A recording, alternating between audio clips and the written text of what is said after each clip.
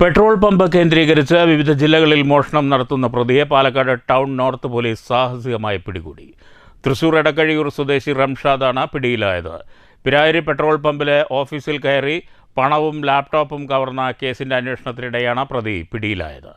Palakkad north police station inspector Vipin K വേണുഗോപാലിന്റെ നേതൃത്വത്തിൽ SI അജാസുദ്ദീനും സംഘവും ചേർന്നാണ് പ്രതിയെ സാഹസികമായി പിടികൂടിയത്.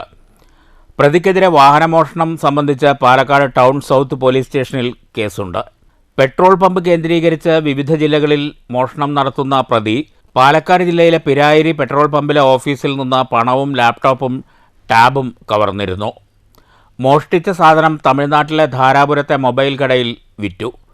ഇത് പാലക്കാട് ടൗൺ നോർത്ത് പോലീസ് ധാരാപുരത്ത് പോയി റിക്കവർ ചെയ്തിട്ടുണ്ട്. പ്രതി ബൈക്കുകൾ മോഷ്ടിക്കുകയും തുടർന്ന് മോഷ്ടിച്ച ബൈക്ക് ഉപയോഗിച്ച് പെട്രോൾ പമ്പുകളിലെത്തി മോഷണം നടത്തുന്നതുമാണ് പതിവ്. മോഷ്ടിച്ച ശേഷം ബൈക്കുകൾ പൊളിച്ചു വിൽക്കുന്നതും ഇയാളുടെ രീതിയാണെന്ന് പോലീസ് പറഞ്ഞു. വയനാട്ടിൽ നിന്ന് ബുള്ളറ്റും എറണാകുളത്ത് നിന്ന് ബൈക്കും പ്രതി കവർന്നിട്ടുണ്ട്. മോഷ്ടിച്ച ടൂളുകൾ ഉപയോഗിച്ച് തന്നെയാണ് കവർച്ചയും നടത്താറുള്ളത്. News bureau, Palakkad.